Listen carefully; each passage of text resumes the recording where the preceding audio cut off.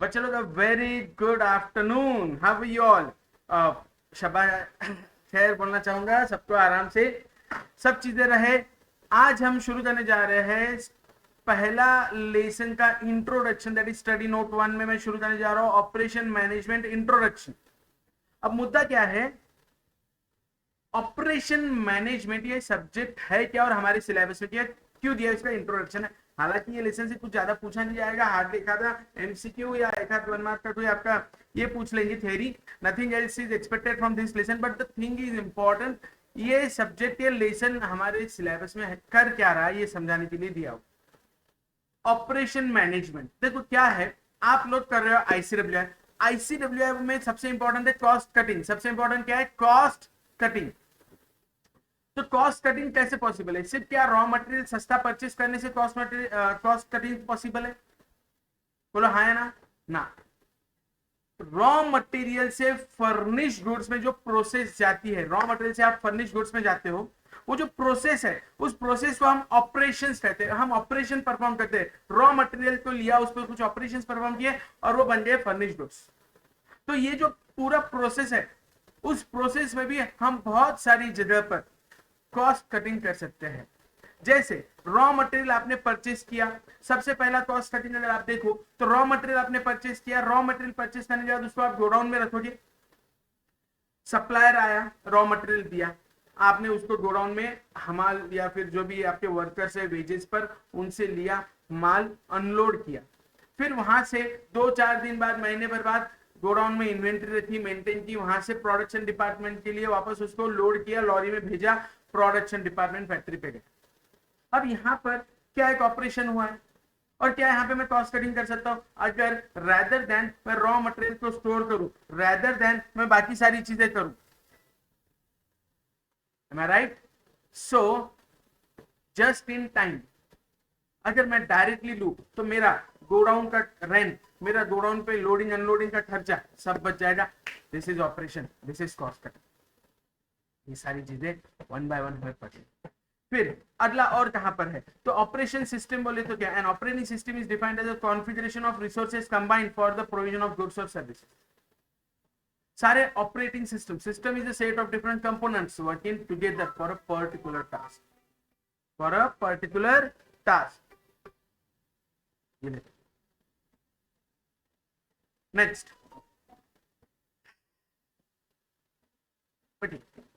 retail organizations, hospitals, bus and taxi services, tailors, hotels and dentists are all examples of operating system.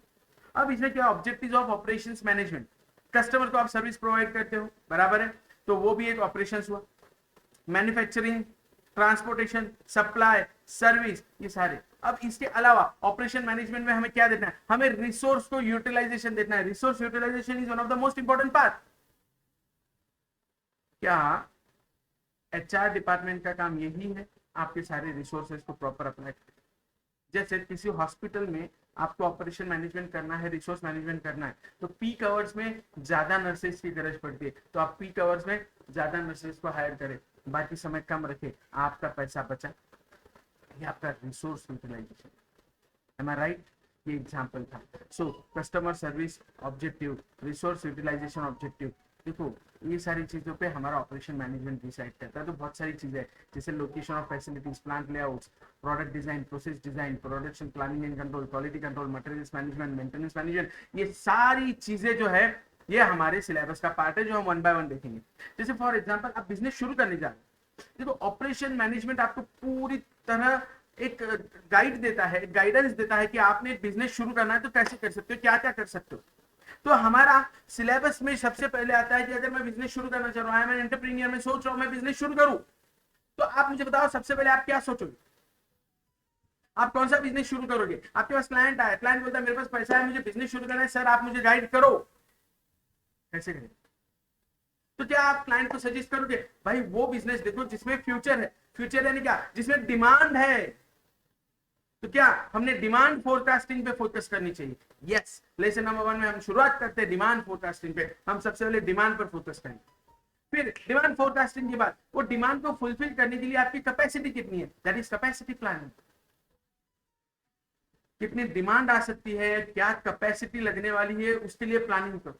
अच्छा, capacity planning के बाद आप जो capacity के लिए प्लानिंग करने वाले हो, उसमें जो प्रोडक्शन होने वाला है, am I right? वो प्रोडक्शन प्लानिंग करनी पड़ेगी।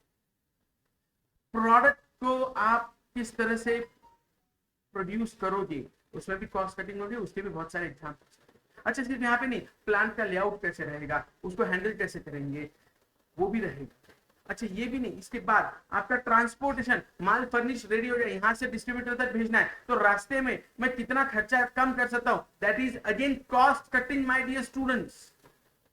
सो location of facilities, plant and material handling, product का डिजाइनिंग में भी खर्चा बचेगा, process, production planning control, quality control, material management, maintenance. अच्छा, ये सब हो जाए। आपने क्लाइंट को बोला, चलो एक बोले फ्यूचर है, बोले डेयरी टेक्नोलॉजी हर दिन लगने वाला। फिर डेयरी टेक्नोलॉजी में आपके सिटी का पॉपुलेशन कितना है, उसमें कितने प्लेयर्स ऑलरेडी है। जैसे पुणे की बात करूं तो पुणे में चित्र है, अमूल है, बहुत बड़े बड़े प्लेयर्स है। फिर आपकी कात्रज है, तो फिर आप कितना लोगे, आप कितना शेयर कैटर कर सकते हो। इतनी सारी पब्लिक है, इतना डिमांड रोज का है, पूरी डिमांड तो आपके आसानी से। फिर आपको मार्केट शेयर लेना है, फिर कैपेसिटी प्लानिंग करना है। एकदम से बड़ा प्लान भी नहीं डाल सकता, छोटा भी नहीं डाल सकता, आई नीड टू अंडरस्टैंड। फिर ट्रांसपोर्टेशन। अच्छा, प्लांट बन गया, प्लांट में लेआउट प्लानिंग, लेआउट बोले तो कौन सा डिपार्टमेंट कहाँ रहेगा। दूध आया है, दूध से पहले चीज, दही, अलग अलग घी, सबसे एंड में, तो आप सब चीजें सोच समझ के लेके जाओ। सबसे पहले पाश्चराइज दूध, पहले उसका हिसाब कर लो। फिर अर्ली स्टेप में जाएंगे, घी के बारे में सोचेंगे, दूध के दही के बारे में सोचेंगे, चीज बनाएंगे, तो अलग अलग डिपार्टमेंट के हिसाब से आपको सोचना पड़ेगा। So production and operation management. So अभी मॉडर्न ऑपरेशन फंक्शंस कौन से है, जैसे manufacturing as a competitive advantage. भाई मैन्युफैक्चरिंग करना इज नॉट दैट इजी, इसमें सबसे इंपॉर्टेंट हर चीज हम खुद से मैनेज नहीं कर पाएंगे, तो कंपटीशन में रहना है तो हमें वो सब चीजें समझ के करना पड़ेगा। सर्विस ओरिएंटेशन, आपको पता है सर्विस ओरिएंटेशन कितना इंपॉर्टेंट है। आज फ्लिपकार्ट, आज अमेजोन इतना चलता है, सर्विस देखते हो आप, आपने जो सिलेक्ट किया 2 मिनट के लिए आपने बंद भी कर दिया, अगले 2 हफ्तों तक आपको रिमाइंडर देता रहेगा, अरे आप ये परचेस करने वाले थे, आप ये परचेस करने वाले थे, आप ये परचेस। आप फेसबुक पे जाओ, आप गूगल पे जाओ, आप कहीं भी जाओ, आपको बताते रहेगा। आपने ऑर्डर दिया, ऑर्डर देने में आपको तुरंत मैसेज आएगा, order has been placed.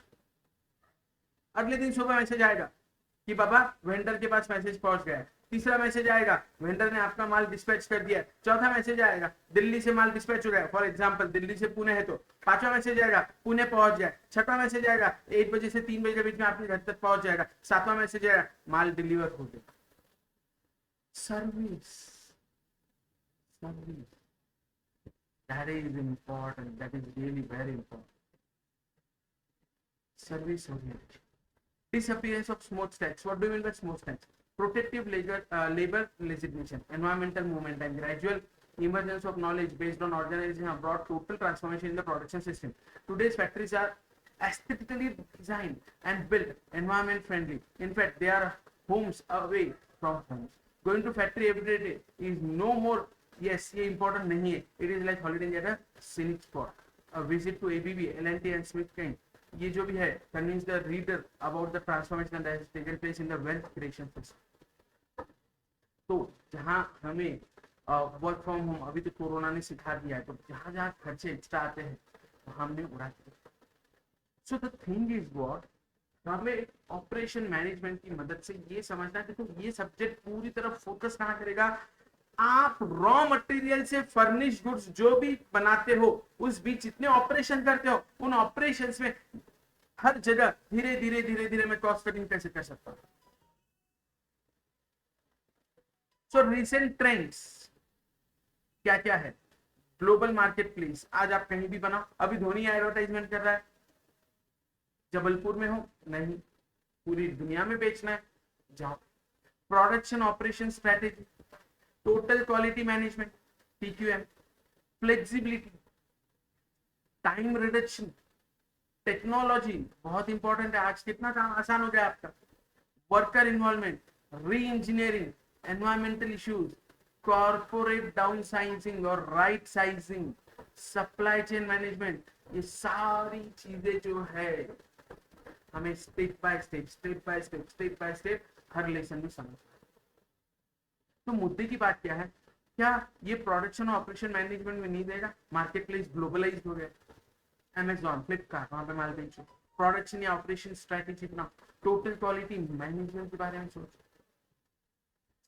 Flexibility, आपका माल जो है वो उस हिसाब से आपके स्केड्यूल्स, आपके वर्कर, सब चीजें, कॉम्पिटिटिव स्ट्रेटेजी। फ्लेक्सिबिलिटी से मेरा कहना ऐसा है, बजाज स्कूटर चेतक से पल्सर पे अगर नहीं आता था तो खत्म हो जाता था। फ्लेक्सिबल होना बहुत जरूरी है।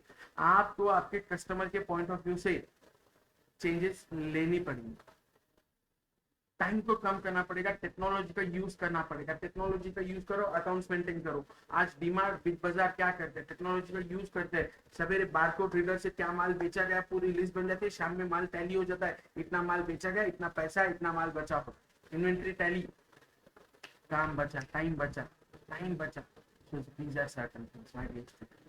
तो ऑपरेशन मैनेजमेंट के लेसन नंबर 1 में ऐसा देखा जाए तो कुछ नहीं है, बट इसमें हमें ये बताया गया है कि हमें इस सब्जेक्ट में पढ़ना क्या है और इसके बेनिफिट्स क्या क्या है। तो मेन आपको एक चीज, बाकी सब छोड़ दो, एक चीज याद रखो, रॉ मटेरियल से फर्निश गुड्स पे मैं जब जा रहा हूँ तो उस दौरान मैं कहाँ कहाँ कॉस्ट कटिंग कर सकता हूँ, that is all about operations management. Okay, my dear students, this was just a bit introduction for lesson number 1. बाकी पूरा थ्योरी आप एक बार गो थ्रू हो जाओ, नथिंग एल्स। यहाँ से कुछ ज़्यादा पूछते हैं नहीं, ज़्यादा मतलब नहीं के बराबर पूछते। Lesson number 2 onwards. और हाँ, मैंने जो लेसन बनाए हैं ना, आप वो देख सकते हो। जैसे मैंने यहाँ पर आपको दिया, सबसे पहला टॉपिक है डिमांड फोरकास्टिंग, तो मैंने डिमांड फोरकास्टिंग से रिलेटेड सारी चीज़ें वहाँ पे दी। डिमांड फोरकास्टिंग, फिर मैंने बताया है कैपेसिटी प्लानिंग। तो आपको टॉपिक वाइज याद है, कैपेसिटी प्लानिंग के बारे में मैंने पूरे डिटेल्स अगले मेरे लेक्चर्स में मैं आपको दे दूंगा। टॉपिक वाइज आपको धीरे धीरे जाना है। तो फैसिलिटी, लोकेशन, तो उस हिसाब से आपको सब मिलता है, everything is there. Then facility का लेआउट है। ओके, सो जो आपके टॉपिक है उस टॉपिक वाइज मैंने लेक्चर्स रिकॉर्ड किए। मेरा नंबर आपको अवेलेबल है, you can call me any time if you have any issue. Thank you.